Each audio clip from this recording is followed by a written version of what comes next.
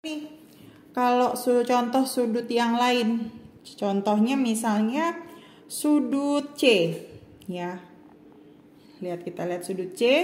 Nah, sudut C itu berarti letaknya di bagian kanan, tapi di sebelah bawah. Berarti yang sama dengan bagian kanan dan sebelah bawah itu adalah sudut G. Berarti kita bisa tulis bahwa sudut C itu sehadap dengan sudut G. Oh ya, kalau sehadap itu bukan sama dengan ya, belum tentu sama dengan, kecuali kalau dia itu pada garis yang sejajar. Jadi kalau sudut C itu sehadapnya dengan sudut G. Nah, itu yang disebut sebagai sudut sehadap. Nanti yang mana lagi? Contohnya misalnya sudut D ya sehadap dengan sudut H. Gitu. Terus nanti yang terakhir sudut B ini sehadap dengan sudut F karena letaknya sama-sama di bawah dan di sebelah kiri kita. Gitu. Itu adalah contoh-contoh sudut yang sehadap. Gitu ya. Itu adalah contoh-contoh sudut yang sehadap. Ada yang mau ditanya nggak sebelum kita lanjut ke sudut dalam berseberangan? Udah ya, kita lanjut ya. Ini Miss hapus contoh contohnya ya. Nah, sekarang kita lihat yang apa sih yang dimaksud dengan sudut ya dalam berseberangan. Jadi itu letaknya di dalam, tapi dia letaknya nggak sama persis seperti yang sudut sehadap ya. Kalau sudut sehadap itu letaknya harus sama, misalnya sama-sama di atas kanan gitu ya. Nah, kalau sudut dalam berseberangan itu seperti apa? Itu seperti ini contohnya. Misalnya Miss ambil contoh sudut B ya. Sudut B, mana nih sudut B di sini? Nah, dia itu harus nyebrang kayak X gitu ya, kayak miring. Jadi B itu miringnya kemana? Misalnya sini ya, kita miringin ke bawah. Jadi kalau dia di atas ya seberangnya, kalau dia di bawah berarti kita seberangnya di atas ini. Nah, berarti sudut dalam berseberangan yang berpasangan dengan sudut B adalah sudut H. Nah, ini pasangannya. Sudut B berseberangan dengan sudut H. Gitu ya, berarti dia di dalam. Terus mana lagi contohnya? Misalnya sudut C. Nih, sudut C di sini ya. Kita seberangin ya, berarti kita bentuk X ke sini. Nah, tadinya kan dia letaknya di bawah ya, bagian kanan. Nah, seberangnya adalah si sudut E. Nah, jadi sudut C dalam berseberangan dengan sudut E. Gitu. Itu yang dimaksud sebagai dalam berseberangan. Jadi dia tidak letaknya sama persis ya. Tidak sama persis seperti yang sudut sehadap. Gitu. Nah, ada yang mau ditanya mengenai sudut sehadap sama sudut dalam berseberangan? Yang contoh ini? Tidak. Oke, kita lanjut ya. Kita lanjut ke contoh soalnya yang lain. Nah, ini ya. Nih ya. Oke. Nah, ini ada soal ya, contoh soal di sini kita bisa baca. Jawablah pertanyaan-pertanyaan berikut ya menggunakan gambar di sebelah nih. Ini ada gambarnya nih ya. Nah, oke. Nah, sekarang tentukan sudut yang sehadap dengan C. Ini Miss tandain dulu nih yang C nih. Berarti C itu letaknya di bawah ya, di bawah dan di sebelah kanan. Menurut kamu apa tuh yang berseberangan dengan sudut C? Yang sehadap dengan sudut C. Sudut apa? Salah nggak apa-apa. Coba dulu. Yang letaknya sama dengan sudut C di sebelah kanan itu yang mana? E, F, G atau H? Sudut apa? Sudut E. Iya, betul. Ya, jadi yang sama banget ya tempatnya seperti sudut C adalah sudut G. Berarti untuk soal nomor 1, sudut yang sehadap dengan sudut C adalah sudut G. Nah, betul. Gitu ya. Nah, sekarang kita lihat soal yang nomor 2. Tentukan sudut yang dalam berseberangan dari sudut F. Kita lihat sudut F ini ya. Nah, dia nanyanya bukan yang sehadap. Dalam seberangan berarti itu nyebrang. Kayak kita mau buat agak diagonal gitu ya. Kita buat kayak X. Nah, berarti nyebrang ke sini kan ya. Yang ada di dalam. Sudut apa berarti yang dalam berseberangan dengan sudut F? Iya, betul. Ya, jadi sudut GF yang dalam berseberangan dengan sudut F adalah sudut D. Betul. Ya, berarti sudah ngerti ya bedanya antara yang disebut sebagai sudut yang saling berhadapan dengan sudut yang dalam berseberangan. Gitu ya. Oke, kalau sudah ngerti kita lanjut lagi ya, materinya kita lanjut lagi.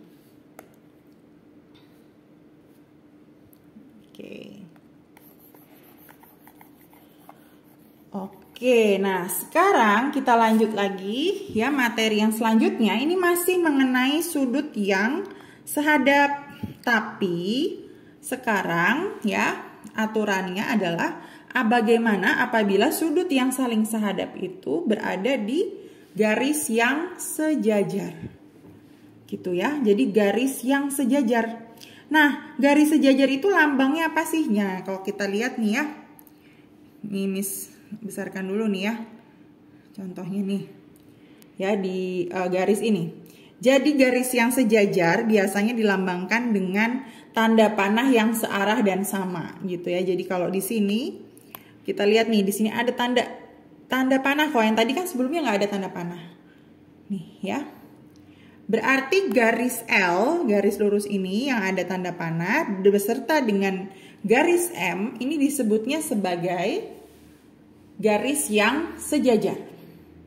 Nah, sekarang kita bisa lihat kan sebelumnya kalau sudut A nih, sudut yang di sini, sehadapnya dengan sudut apa yang sama banget sama dia letaknya, yaitu sudut B. Gitu. Nah, jadi sudut-sudut yang sehadap pada garis yang sejajar itu nilai sudutnya itu sama.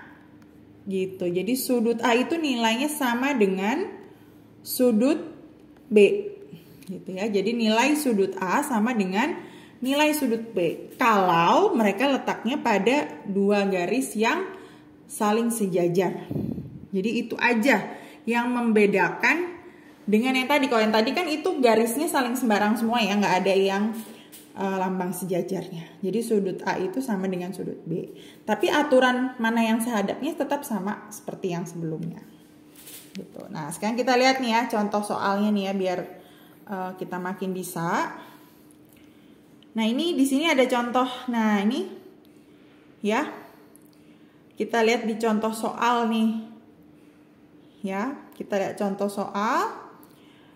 Nah, dibilang di contoh soal pada gambar yang di bagian kanan ini ya, di gambar ini tentukan mana sajakah garis yang sejajar.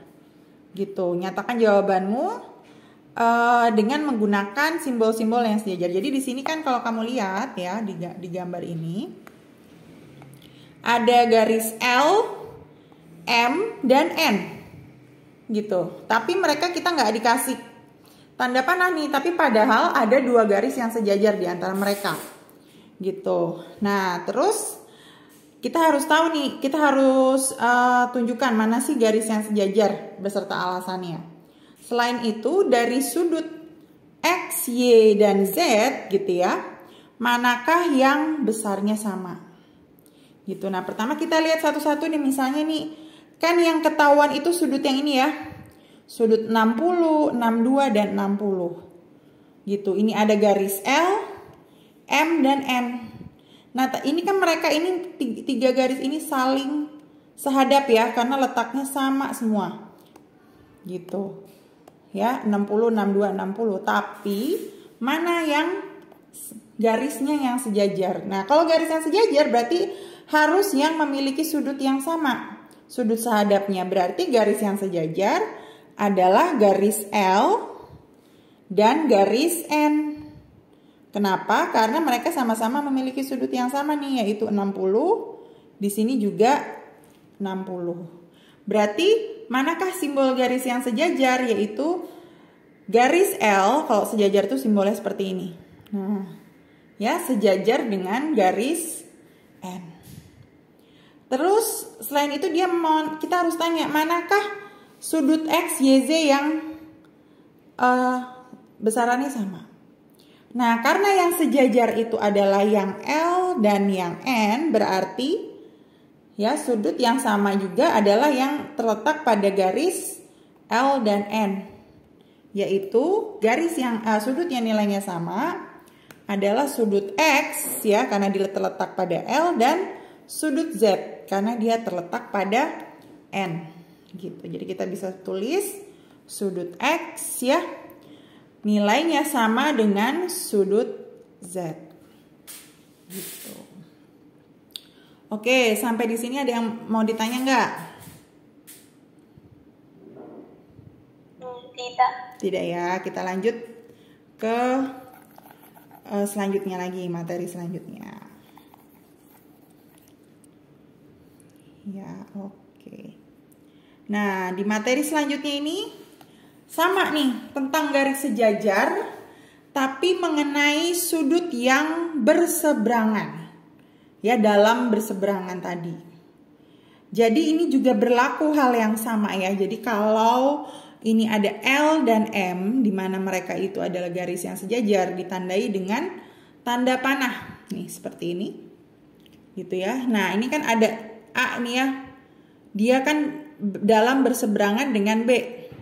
Kalau A sehadap dengan C, jelas ya. A sehadap dengan C, kita udah tahu tadi dari materi yang sebelumnya bahwa sudut sehadap yang terletak pada garis yang sejajar nilainya sama. A dan C sama, udah tahu. Nah, itu berlaku juga untuk yang dalam berseberangan. Jadi sudut A juga sama dengan sudut B. Jadi sudut besar sudut A sama dengan sudut B gitu. Jadi selain A dan C yang sama besar, A dan B juga sama besar. Nah, nanti B sama C juga sudah pasti sama besar, masih ingat kan? Ini kan depan belakang seperti ini. Disebutnya sudut yang bertolak belakang gitu. Nah, kita lihat nih di contoh soal nih ya. Pada gambar di kanan ya, sudut A, sudut B dijelaskan seperti berikut. Isilah kotak-kotak ya, kotak itu dengan sudut-sudut yang tepat. Nah, sekarang coba ya kamu yang jawab nih. Sudut-sudut sehadap yang dibentuk. Nah, dia mintanya ini adalah sudut sehadap. Gitu. Nah, sudut sehadap dari sudut A itu yang mana? Sudut apa nih? Yang sehadap ya, bukan yang dalam berseberangan. Yang letaknya sama dengan sudut A, sudut apa?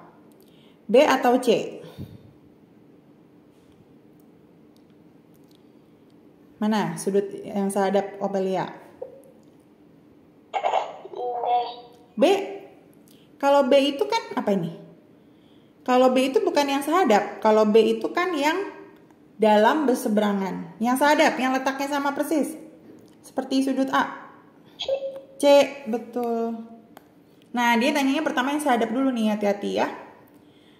Nah, terus habis itu karena sudut-sudut bertolak belakang besarnya sama, maka apakah yang... Nah, dia nanyanya sekarang mengenai sudut yang bertolak belakang. Itu yang pelajaran kita yang minggu lalu tuh, yang bertolak belakang.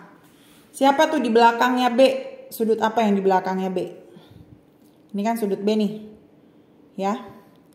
Yang mana yang di belakangnya B? Sudut apa?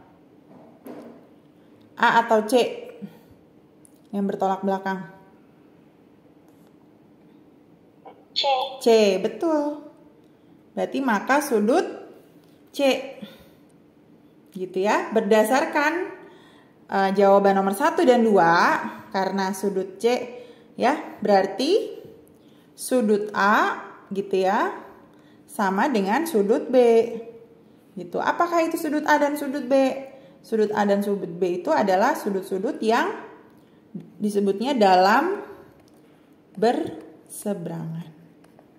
Nah, gitu ya, dalam berseberangan, dalam yang sejajar nilainya sama gitu. Oke, sebelum kita lanjut lagi ke contoh soal lagi, ada yang mau ditanya nggak?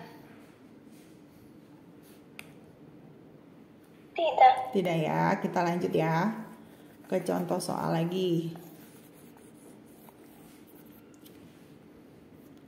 Oke, nah ini sekarang sudah ada angka angka dalam sudutnya. Nah, dibilang jika L, tentukan sudut X dan Y jika garis L itu sejajar dengan M. Berarti kita kasih tanda panah dulu nih.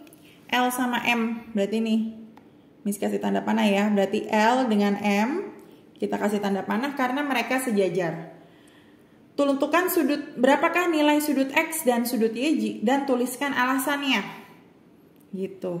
Nah, sekarang kita lihat dulu nih. Sudut X dan sudut Y. Gitu, dan tentukan alasannya. Nah, kita lihat yang Y dulu nih ya. Kita tahu di sini ada 55 derajat.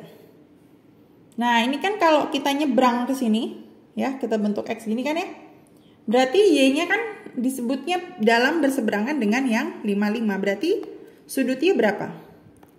Sudut Y juga 55 derajat. Kenapa sudut Y 55? Karena dia dalam berseberangan. Ya, dengan si sudut 55 derajat. Gitu. Nah, terus sekarang sudut X berapa gitu kan? Sudut X berapa? Nah, berarti kalau sudut X kita mana yang berseberangan sama dia nih, X. Kita lihat di sini nih. Ini kan X ya. Gitu. Yang berseberangan sama dia yang mana gitu ya? Dari si garisnya itu. Yang mana yang berseberangan dengan dia? Ini ya. Nah, tuh. Iya. Iya, 100. Kalau yang ini kan seberangannya sama sini.